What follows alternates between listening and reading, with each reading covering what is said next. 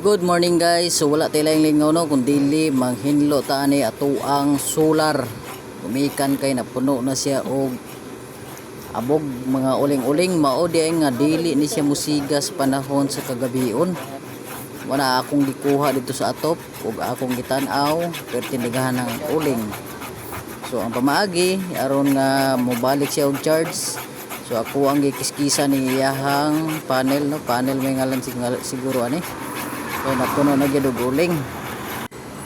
Ug unya mao na ni ang yang resulta, nindot na kayo ang resulta, limpyo na kayo no. So nalang gid siya gamay yellow aning daptin.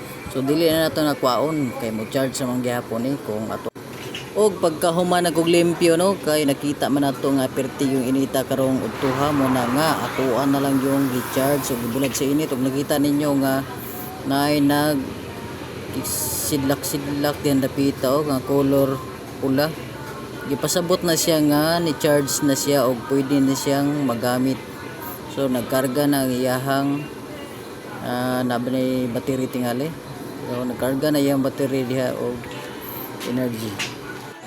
So dito din na ako ibutang no sa kang mama nga tangkal kay para mahayag pa kung tangkal di repita. So mo na niya ako ang gihinluan ganiha no. Pero diha na ko na siya gibutang. May pareng magabi mohayag ni dre. Kay mga nakakong baboy pohon perting init. Perting ngita kaayo.